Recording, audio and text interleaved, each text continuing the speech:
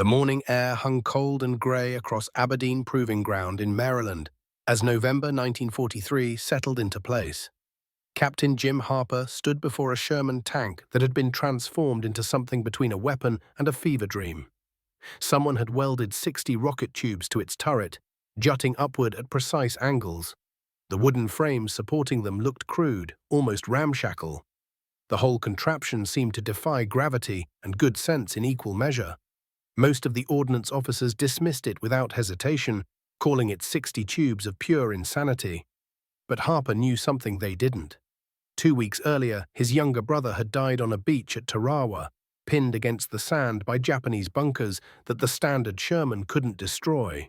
The telegram sat folded in Harper's breast pocket, the creases worn smooth from days of touching it like some kind of prayer.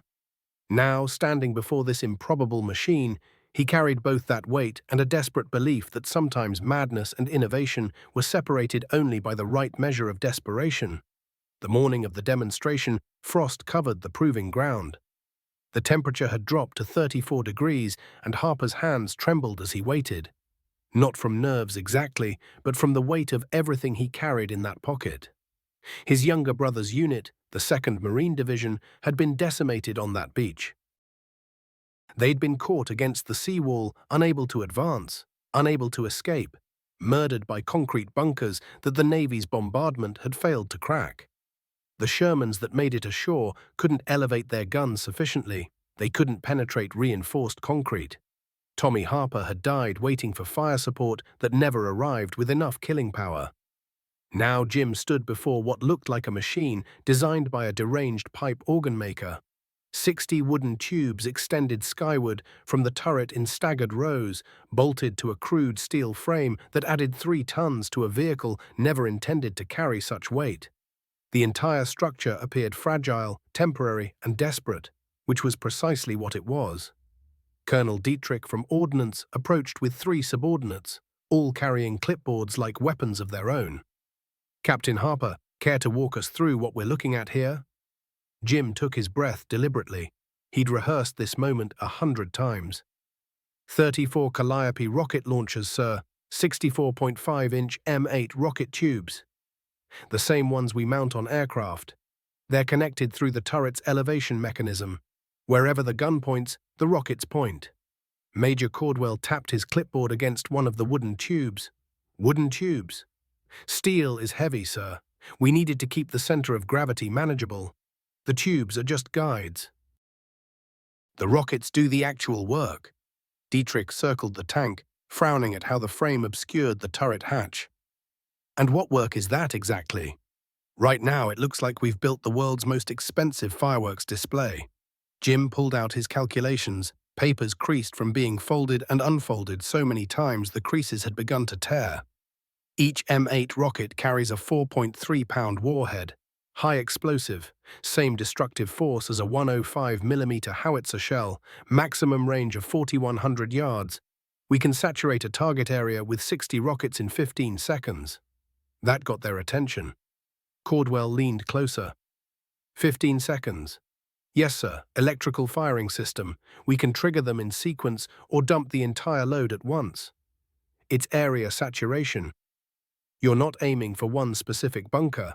You blanket the entire position. The shock effect alone, the psychological impact, it will be devastating." Dietrich exchanged glances with the other officers. Jim pressed forward, sensing an opening. The Navy encountered the same problem we saw at Tarawa: concrete fortifications, dug-in positions. You can't destroy them with direct fire unless you get close enough to die trying.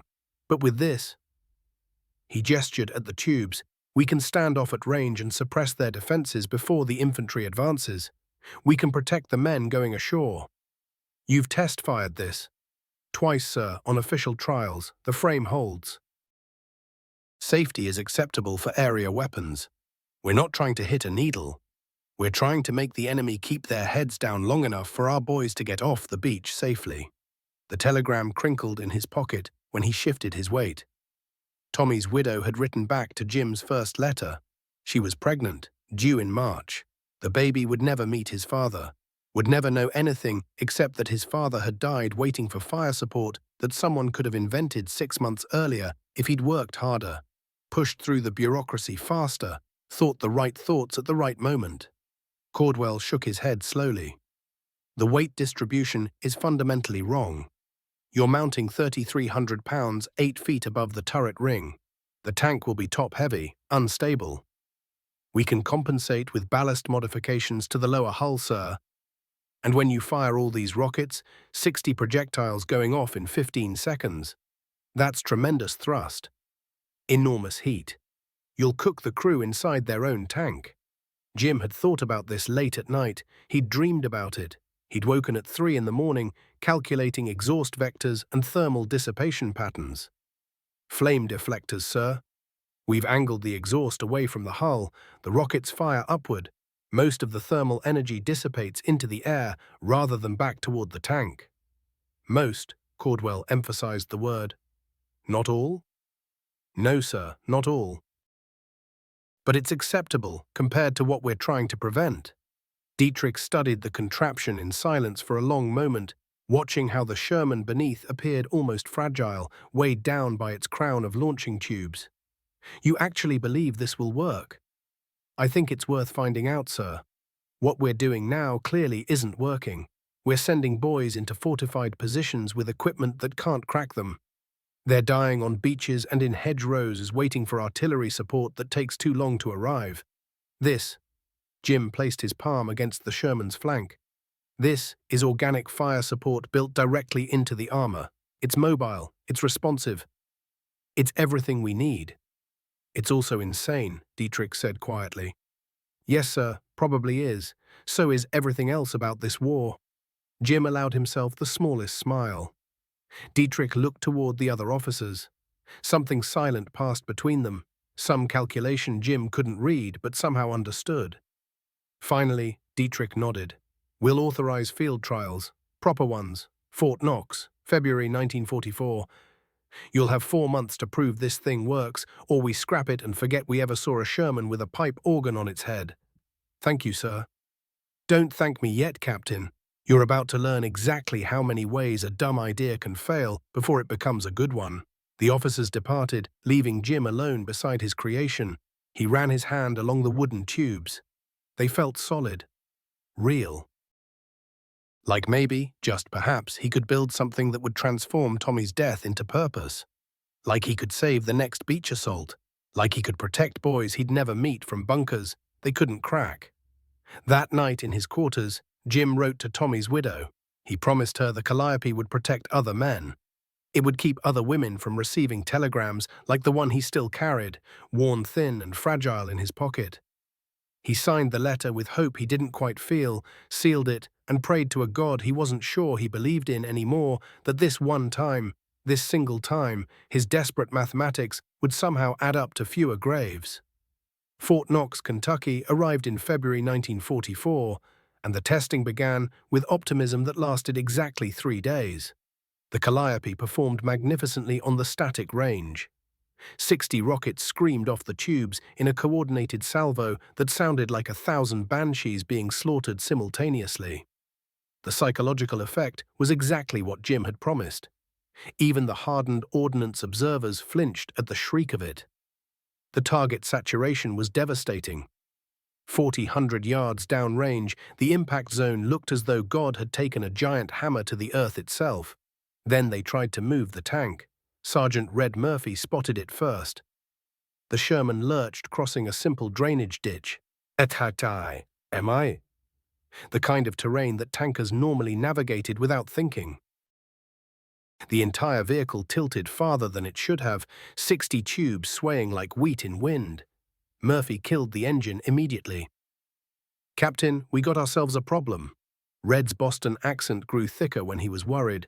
Center of gravity's too high. She wants to roll. Jim ran the calculations again and again.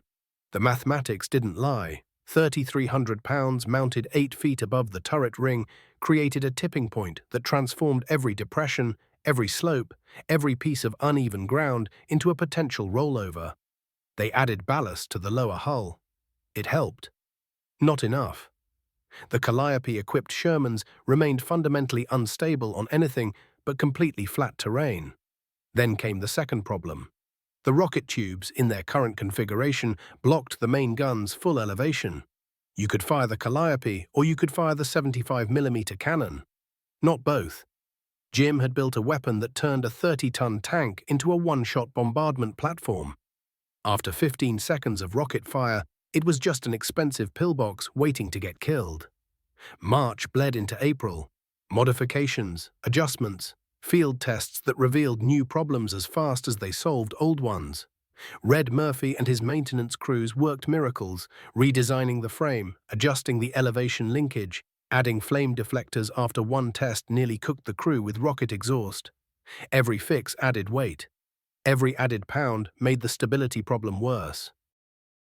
Jim stopped sleeping more than 4 hours each night. Sarah noticed. Everyone noticed.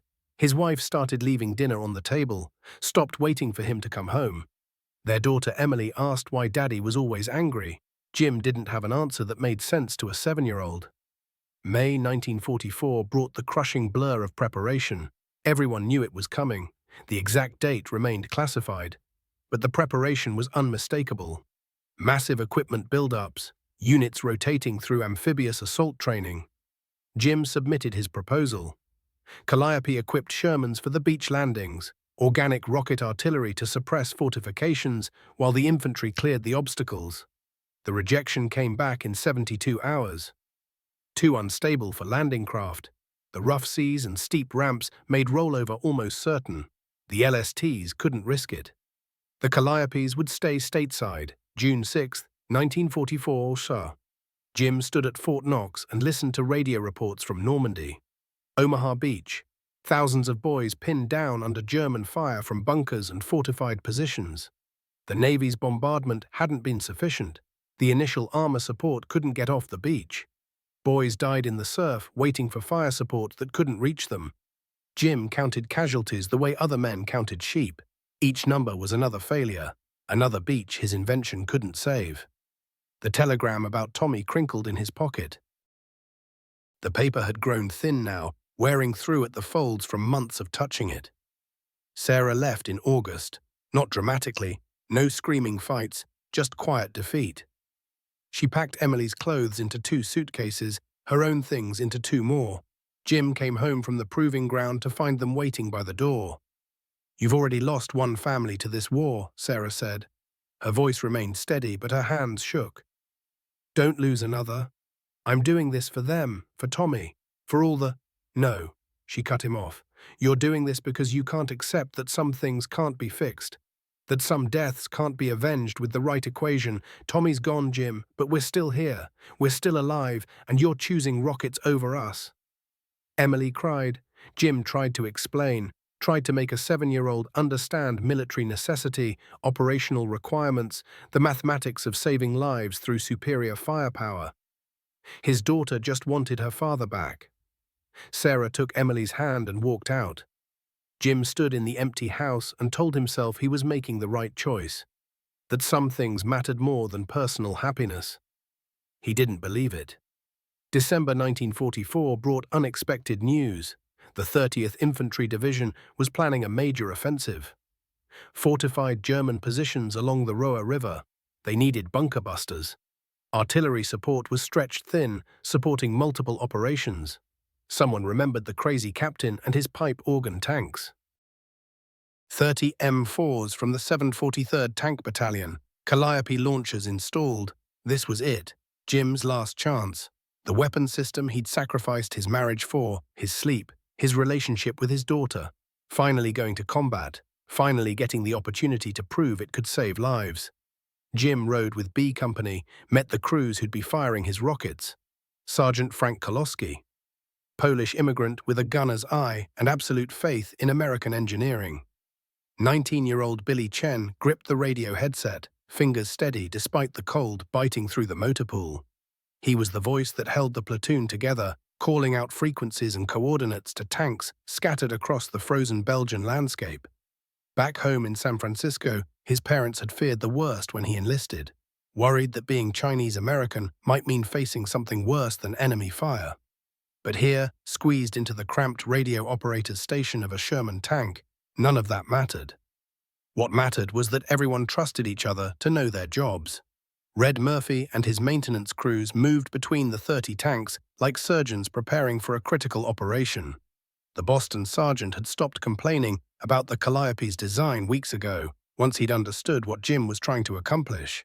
He wasn't looking at a theoretical weapon anymore. He was looking at equipment that his men would trust their lives to. Red had poured himself into making the system bulletproof. Redundant firing circuits, better cable routing to protect against small arms fire, improved flame deflectors. The Calliope going into combat was twice as reliable as the prototype that had been tested back at Aberdeen. Every electrical connection was checked, every firing circuit was verified. These weren't test subjects anymore. These were men. Frank Kowalski stood beside his Sherman, methodically running a rag over the 75mm gun barrel, even though it was already clean. The Polish immigrant from Pittsburgh had written his mother the night before, telling her about the rocket tank, how it would protect the infantry boys when they crossed the road. He didn't mention that his own tank would probably become the German priority target. Some things mothers didn't need to know. Ritual mattered in moments like this. The repetitive motion of maintenance gave you something to control when everything else was slipping away. Jim Harper walked the line of tanks, checking each one personally. His shoes crunched on frost-covered ground, the work lamps cast pale shadows across the rows of steel hulls. Through months of listening to field modifications from his crews, incorporating their suggestions, treating them as partners in innovation rather than test subjects, Jim had earned something more valuable than respect. He'd earned trust. Kowalski gave him a thumbs up from his turret. Chen waved from the radio station. Red just grunted and kept checking connections, which was Red's version of approval. The pre-attack briefing came at 0400 hours. The battalion commander laid out the operation with methodical precision. The 30th Infantry Division would push across the Roa River at multiple points. German forces had spent months fortifying the eastern bank with concrete bunkers, interlocking fields of fire, artillery pre-registered on every likely crossing point. Enemy strength was estimated at 2 reinforced regiments with armor support. The Calliopes would fire first. 30 tanks would dump 1,800 rockets into German positions in synchronized salvos. The psychological shock alone would be devastating.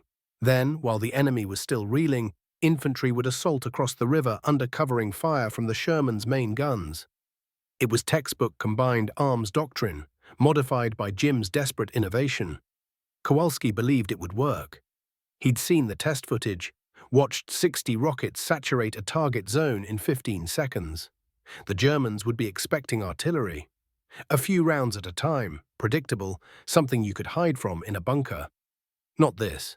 Not a mechanized hurricane that turned acres of ground into a moonscape faster than a man could sprint across it. Billy Chen wrote one more letter home. He wrote his parents about the musical tank without explaining exactly what it did. He described the other crews, the sense of being part of something important. His parents had been terrified when he enlisted, convinced that being Chinese would mean facing discrimination or worse. But Billy had found something unexpected in that tank.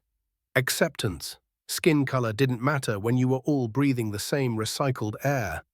Trusting your lives to each other's competence. The Calliope was going to protect boys like him, like Kowalski, like all of them. Billy believed that with the certainty only 19-year-olds could muster.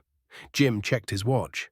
05:15 hours, 15 minutes. Around him, crews buttoned up their tanks. Engines coughed to life in the frozen morning. Plumes of exhaust rose in the darkness. Radio chatter crackled through the battalion net. Status checks, position confirmations, the controlled chaos of armor preparing to move.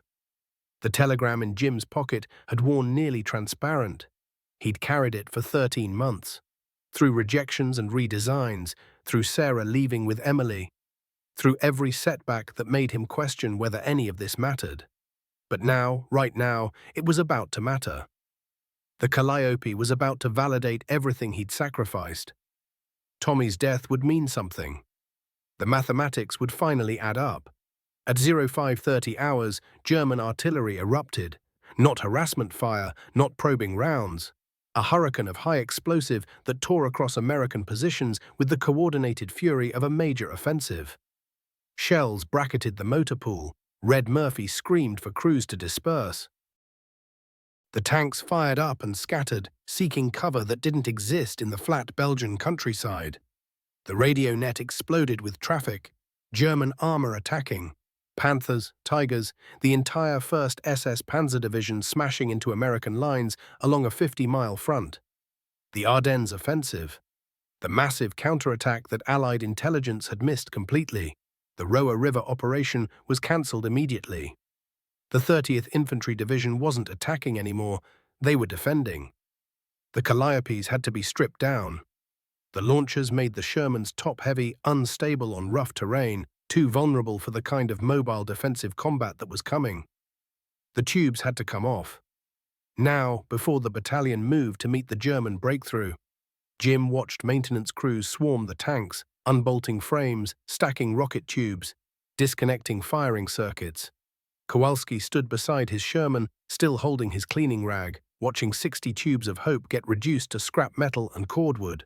Not one rocket fired, just another failed promise. Billy Chen helped remove the tubes from his tank. He didn't understand. They were ready. The system worked. Why were they throwing away their advantage? Because war doesn't care about your plans. Because the enemy gets a vote. Because sometimes you prepare for one battle and get an entirely different war. Jim Harper stood in the frozen Belgian morning and felt something inside him break. Not dramatically. Just a quiet fracture, like ice cracking on a pond. His invention untested, his sacrifice meaningless. Tommy's death still just a telegram in a breast pocket, getting thinner every time he touched it. The 743rd Tank Battalion withdrew to support the 30th Infantry Division against the German counter-offensive. December 17th through 20th. The fighting was nothing like the planned river crossing. No clear lines, no prepared positions. Just confused, desperate engagements in snow-covered forests and frozen villages where American units tried to slow the 1st SS Panzer Division's advance toward the Meuse River. Elite German armor. Panthers, Tigers, Mark IVs, machines that tore through American positions with professional violence that made peacetime training seem like children's games. Kowalski's Sherman took up position covering approach roads outside Stavelot. Standard configuration now, no rocket tubes, no area saturation capability. Just a 30-ton tank with a 75mm gun trying to stop machines it was never designed to fight. The mathematics were brutal and simple. German tanks could kill American tanks from ranges where American tanks couldn't effectively fight back. Kowalski fought his tank the way he'd been trained. Smart, careful, using terrain to mask his approach, waiting for side shots, coordinating with infantry to spot targets their limited vision couldn't see. He killed a Mark IV on the 18th, a clean penetration through the engine deck that brewed up the German tank in seconds. He felt nothing, no triumph. Just grim satisfaction that the mathematics worked when you executed them correctly. Billy Chen stayed on the radio, coordinating with other platoons, relaying target information, trying to build the situational awareness that kept tanks alive in close terrain. His voice stayed calm even when shells bracketed their position, even when they had to reverse away from a Tiger that appeared from a tree line like a mechanical god of war. Its 88mm gun capable of swatting Shermans like insects. Red Murphy worked miracles, keeping damaged tanks operational. Field repairs in frozen motor pools while German artillery searched for American positions. Replacing thrown tracks, patching holes, scavenging parts from knocked-out Shermans to keep fighting ones running. He didn't sleep. None of them slept. You grabbed 20 minutes when you could, curled up beside an engine block for warmth, then got back to work. Jim rode with B Company, officially as an observer, unofficially as the man who'd promised them a weapon that never materialized.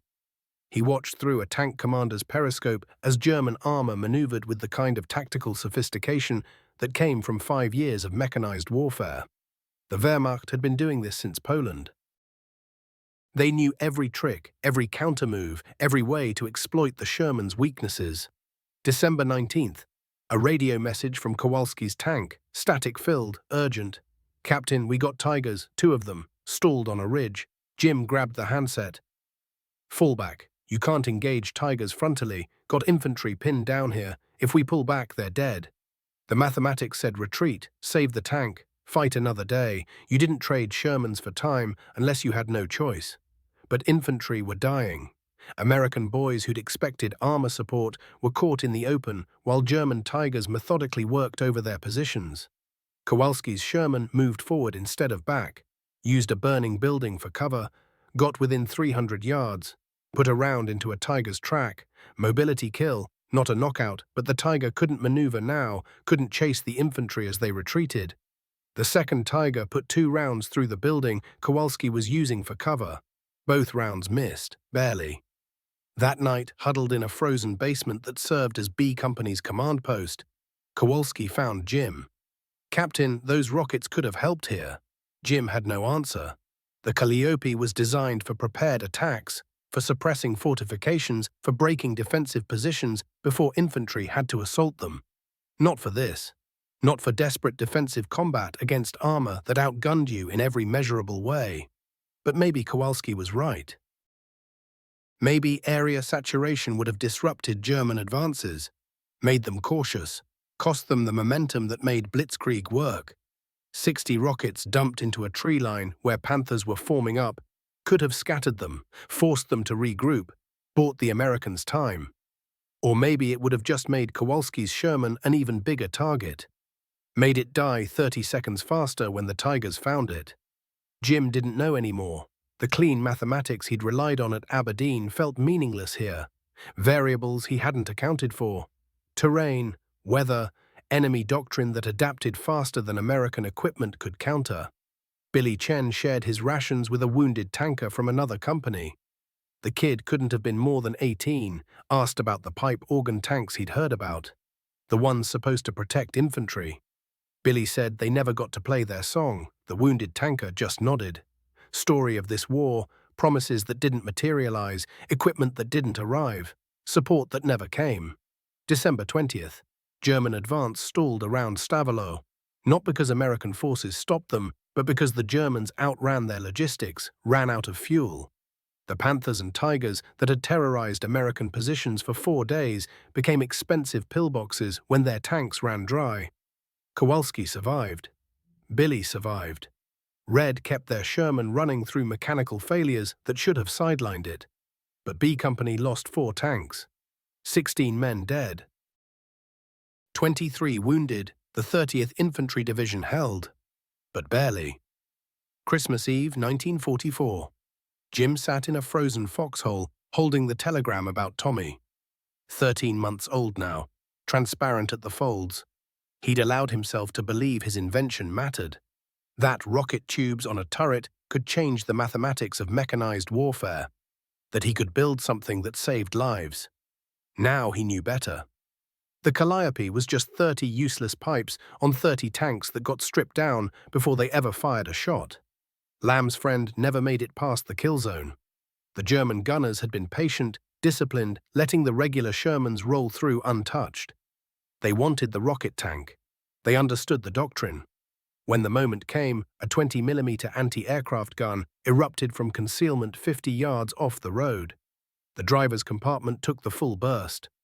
Lamb's best friend, the man he'd trained with at Fort Knox, shipped overseas with, fought beside through France and into Germany, was simply gone, catastrophic, instant, no second chances. The collier Pete continued rolling for another 30 yards while the assistant driver fought to take control. The crew bailed out under fire. German gunners were suppressed and neutralized within 2 minutes. Standard combined arms response, clean execution. The reports would note it simply. 1 KIA, launcher damaged beyond field repair, tank returned to operational status after crew replacement. Mathematics of acceptable losses. Jim Harper read the casualty notice 3 times. Frank Kowalski, Sergeant, killed in action, March 15, 1945. Operating a Collier Pete M4 Sherman near Obermorgen. Same manner of death written in clinical language that stripped away the reality. A man's head blown clean off by high explosive rounds, A moment of confusion and pain snuffed to nothing. The telegram about Tommy was still in his pocket. Nearly 2 years of carrying it now, the paper disintegrated to fragments, held together with tape and guilt. 18 months of believing the Collier Pete would be different, would work, would save the brothers and sons like Kowalski. And it had worked. The system functioned exactly as designed. Fortifications that would have taken hours to reduce were neutralized in 15-second salvos. Infantry casualties dropped dramatically in supported sectors. The numbers proved it. American soldiers were going home because of what he'd built. The Germans had figured out the doctrine too. They'd adapted. The rocket tanks were priority targets now. Every innovation bred counter-innovation. That was the mathematics of war. Red Murphy found him in the motor pool, standing motionless among rows of Shermans coming in for maintenance. "Kowalski's dead," Jim said, not waiting for questions. Red's wrench clattered to the concrete. "When?" "Yesterday, German 20mm. They waited for his Collier Pete. The Boston sergeant lit a cigarette, hands trembling slightly. "He was good men, Captain. Best gunner in the battalion. He died because I put rocket tubes on his tank, made him a target for every anti-tank weapon in 3 countries. Every tank's a target, Captain. Collier Pete or—" "Not like this." Jim's voice fractured after months of mechanical precision. "I told him the weapon would protect people, that it would save lives. I didn't tell him it would paint a bullseye on his forehead." Red studied him carefully, watching the hollow expression crack into something raw. "Sir, Kowalski believed in what you built. He volunteered for the Collier Pete. Because I convinced him it would work. Because I showed him the calculations, the projections, the evidence that this weapon system would give infantry an edge, bring boys home who otherwise wouldn't make it. He was right about that, Captain. The Collier Petes are working, saving lives. They're also dying." Jim's hands clenched, "making targets of the men who operate them. The Germans adapted. They always adapt. Every advantage creates a response." Red didn't have an easy answer. Nobody did. You built weapons because they were needed. You watched them work and save lives. You also watched the men operating them become high-priority kills. That was the real mathematics of war, the part no engineering school prepared you for. The Collier Pete continued rolling deeper into Germany with Patton's armor. Tommy wasn't coming home. Kowalski wouldn't make it either. And Jim Harper had to keep watching his creation perform exactly as designed, saving lives by eliminating threats, which meant the men operating it would become threats themselves. Hunted, targeted, eliminated. He touched the fragmented telegram in his pocket. Habit now. Talisman of failure. Evidence that innovation alone couldn't save anyone, that cleverness couldn't outrun loss, that building something to prevent death just rearranged which soldiers came home in pieces and which didn't come home at all. Red watched the captain walk back into the motor pool, shoulders bent under the weight of mathematics that couldn't be solved by engineering alone. Sometimes the most dangerous weapon wasn't the one that worked too well. It was the one you believed in. The reports had come in months ago. The Germans allowed their own troops to pass through certain sectors just to get clear shots at those rocket tanks. He'd designed that system. He'd built a weapon that sent tank crews to their deaths. Red took a long, slow drag on his cigarette and watched the smoke curl upward into the dim light of the tent. "But you also built something that saved hundreds of infantrymen, maybe thousands," Red said quietly. "Bunkers that would have required entire companies to assault fell in seconds. When word spread that rocket fire was coming, German attacks collapsed before they even started. Nobody wants to walk into that kind of firepower. Does that make Kowalski's death acceptable?" Jim's jaw tightened. "Do we just calculate it? One sergeant weighed against 200 privates? Call it a victory and move on? That's exactly what we do, Captain. That's exactly what we do in war. You make hard decisions that cost some lives to protect others. You hate it. You live with it anyway. But you don't get to walk away from the mathematics just because you don't like where it leads." Jim sat down heavily on an equipment crate, his hands beginning to shake, the weight of everything pressed down at once. Kowalski's death, his brother's death, the marriage that had fallen apart. Months and months of being rejected and then validated, watching men die inside machines he'd designed and built. It all came crashing down on him like incoming artillery. "I'm finished, Red. I can't do this anymore. Can't or won't. Does it matter? It matters to Kowalski. It matters to your brother. It matters to all those boys who made it home. Because what we built actually worked." Jim pulled out the telegram from his pocket, holding it carefully in both hands. The paper had grown thin and fragile from being folded and refolded, barely readable anymore. Tommy Harper, killed in action. Tarawa, 15 months ago. A lifetime. "I thought if I built something, if I created something good enough, I could make his death mean something, that I could somehow balance the equation." "You did, Captain. You built something that works. It's not perfect. Nothing in war ever is. But it works." That afternoon, Jim requested a transfer to non-combat duties. Supply, training, anything that didn't involve standing and watching the horrific arithmetic of his creations turning into body counts on reports. The request was approved within 24 hours. He was done with it all. April 1945. The war in Europe was winding down with the kind of grinding certainty that made all the desperate fighting seem almost pointless when you looked back on it. German forces were collapsing, entire units were surrendering. The Third Reich, which was supposed to endure for 1,000 years, lasted just 12. In its final weeks, it dissolved like paper dissolving in rain. The rocket-equipped Shermans had seen limited but effective action. Maybe 200 total were produced. They performed exactly as designed. They functioned as psychological weapons that broke enemy morale and demolished fortifications faster than conventional artillery ever could. Infantry casualties dropped measurably in sectors where rocket-equipped tanks provided support. The numbers proved it all worked. Jim's desperate mathematics had been absolutely correct. He felt nothing about any of it. Production stopped in late April. The weapon system that had consumed 2 years of his life became obsolete almost overnight. There was some talk of using the systems in the Pacific Campaign, but Japan surrendered before any of that could actually happen.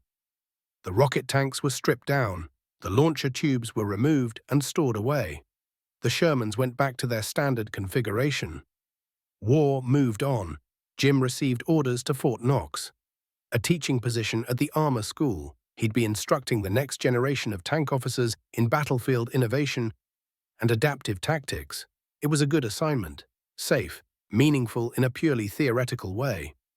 He reported in June and started lecturing to men who'd never even heard a shot fired in anger.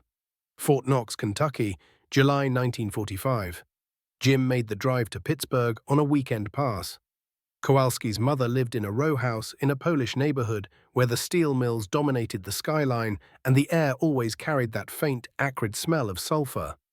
She answered the door wearing black, still in mourning, and she would be for years to come. "Mrs. Kowalski, I'm Captain Harper. I worked with your son." She studied him for a long moment, then stepped aside and gestured for him to enter. "Come in. I make tea." The house was small and crowded with memories. Frank's photographs were everywhere. Childhood pictures, his enlistment photo, letters framed on the walls. A gold star flag hung in the window, the visible symbol of a son given to the war. The ultimate price that mothers paid for policies and strategies and innovations they had no voice in creating. Mrs. Kowalski served tea in chipped cups. Her hands were rough from years of factory work. She'd taken a job at a munitions plant after Frank enlisted, doing her part. Building shells that other mothers' sons would fire at still other mothers' sons. The terrible mathematics of total war. "My Frank wrote about you," she said, her English carrying a heavy accent. "He said you were trying to save boys like him, that you built something to protect them." Jim couldn't speak. His throat had closed up entirely. He'd rehearsed this conversation 100 times. He'd planned out what he'd say, how he'd explain everything. Now the words simply wouldn't come. He believed in you, Captain Harper. He believed in what you built. He was proud to use it in combat. She reached across the table and took both of his hands in hers. Her grip was strong, her hands calloused. These were the hands of a woman who'd buried her husband and somehow kept going, because what else could you possibly do? Don't let his faith die with him. Don't let his memory become broken. Not dramatically, just don't break. Tears began running down Jim's face while this Polish widow held his hands and told him it was okay, that her son had died believing he was protecting other people, that the weapon Jim had designed and built had given Frank purpose in his final weeks, that it mattered, that it had meant something. It wasn't absolute redemption. You don't get that when you're responsible for getting men killed, but it was something. It was enough to mean something. To keep living meant accepting that the mathematics would never add up cleanly, that you could do everything right and still lose people you cared about. That innovation in war always demands a higher price than you want to pay. Jim taught at Fort Knox through August and September. He lectured young officers about improvised battlefield solutions. He showed them the technical drawings of the rocket launcher system. He explained the design process, the testing failures, the field modifications that made it work. But he didn't present it as a success story. He framed it as a case study in imperfect solutions to impossible problems. The system worked, he told a class of fresh-faced second lieutenants. It saved lives, but it also made the tanks that carried it into priority targets. Some crews died because of the weapon I mounted on their vehicles. That's the cost of innovation in combat. You're not looking for perfect solutions. You're looking for solutions that save more people than they cost, and you live with the mathematics even when you hate every aspect of it. The young officers took notes. They wrote down technical specifications. They asked questions about rocket trajectory and fire control systems. They didn't understand yet, how could they? They hadn't watched friends die in machines they'd designed. They weren't carrying telegrams in their pockets until the paper finally disintegrated from constant handling. They'd learn. War would teach them. It always did. October 1945. Sarah called, first time in over a year. She was still in Maryland. Emily was in 4th grade now, growing up so fast. They'd like to see him, if he wanted to come visit. No promises, no talk of reconciliation, just maybe they could talk. Jim drove to Maryland on a 3-day pass. Sarah answered the door looking older and tired. The war had aged everyone, even the ones who'd stayed home. Emily hid behind her mother at first. 12 years old, and she barely remembered the father who'd chosen rockets and mathematics over his family. They sat in the living room, the atmosphere awkward and painful. Emily asked about the rocket tank, the one Billy Chen had written about in his letters home. Billy had survived the war and was studying engineering at Berkeley now. He sent Christmas cards to half his old battalion. Jim got out the technical drawings, not with pride, with honesty. It worked, he told his daughter, not perfectly, nothing in war is perfect, but it worked, it saved some people. It cost others. That's what war does, it takes everything you build and makes it more complicated than you ever imagined. Emily studied the drawings carefully. She traced the rocket tubes with her small finger. Did Uncle Tommy's friends use these? No, honey. These came too late for Tarawa. But they helped other people? Like Uncle Tommy? Yes, they helped other people.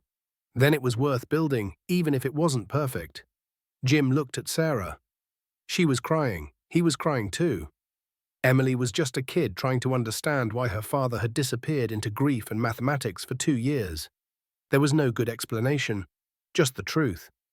That sometimes you break, that sometimes you have to build something, anything, just to make sense of loss.